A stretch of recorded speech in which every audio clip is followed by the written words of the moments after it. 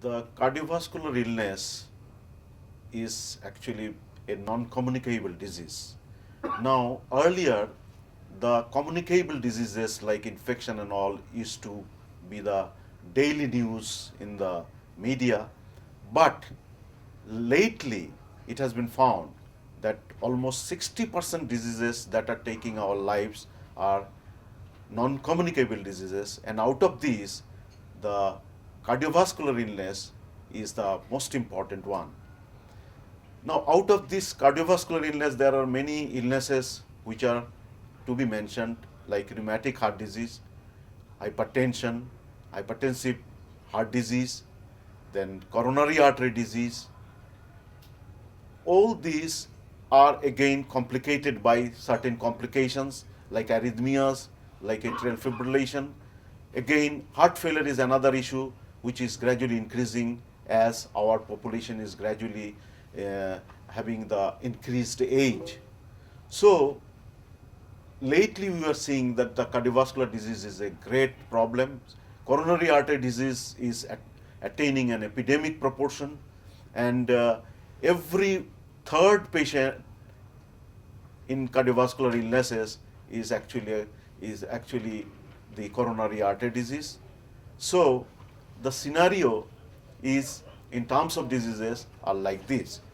But because of the better facilities that are available now all across the country, though it is less in the rural situation as compared to the urban situation, the scenario is changing spatially amongst the high income group, and they are having more longevity because they are taking more care in terms of taking care of the various illnesses in primary state, as well as when the secondary complication occurs, they can take it better way. Now the rural population are also changing their mindset, and they are gradually coming to the doctors, and thus they are also getting the help of the knowledge that is being there with the present generation doctors. Well, this is very very important issue. If we cannot tackle the risk factors like hypertension, smoking, diabetes mellitus, obesity, then dyslipidemia, stress and strain, then we cannot take care of the complications, that is the coronary artery disease, peripheral vascular disease.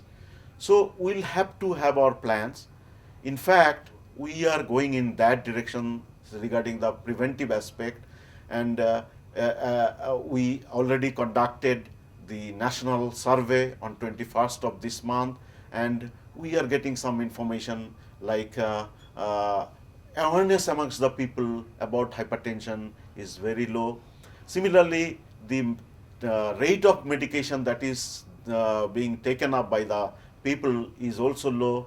And lastly, the target blood pressure that is to be achieved for preventing the complications is also low in the range of 10%. So we are focusing now hypertension because this survey will give us the impetus to implement the process by taking help of the policymakers, that is the government, and also we will be taking the whole issue in our society or organization, that is the Cardiological Society of India, and will be going for the prevention of hypertension. Similarly, the other risk factors, smoking, there are so many campaigners against smoking, but Cardiological Society of India also is going to be a part of the whole story of anti-smoking campaign.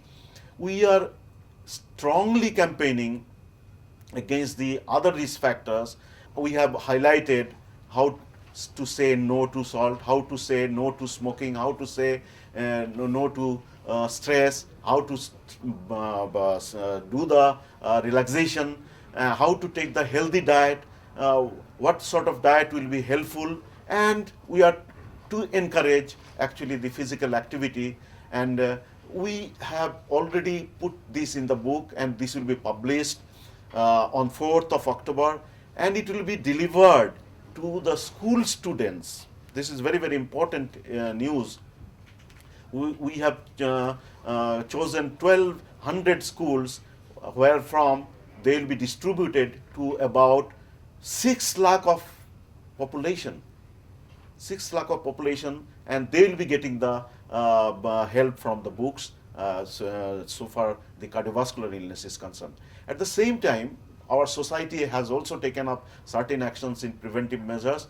We are now giving some advertisements in the various cross points of the roads, especially in the metro stations, and where the various risk factors are being highlighted regarding smoking, hypertension, and all.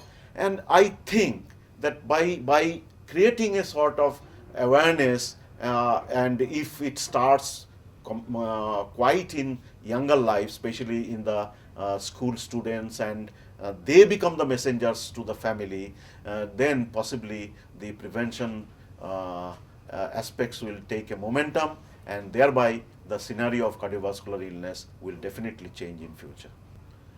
I already mentioned that it was a survey which has been conducted amongst all parts of the country, and about 1.8 lakh people were examined for BP.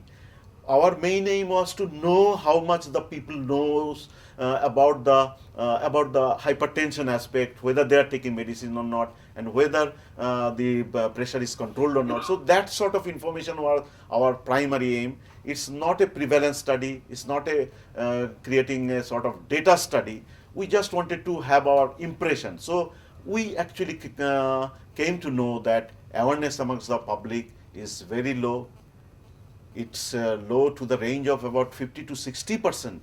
And then regarding the control of the BP, it is hardly 10% population who are being controlled, and around 30% of the population, they are actually on drugs.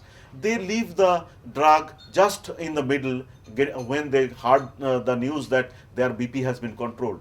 But this knowledge will give us some more impetus to think about our policy making and strategy, because now we'll have to stress on our doctors that, mind it, you are to take some more time for the patients, not only checking the BP or examining the heart or examining the ECG or some tests will do. You are to talk to the patient that these are all long term disorders, they take long time for complications, and you are to take the medicines on long term basis. Then only you will get the benefit out of preventing the main disorders like coronary artery disease or hypertensive heart disease, like that.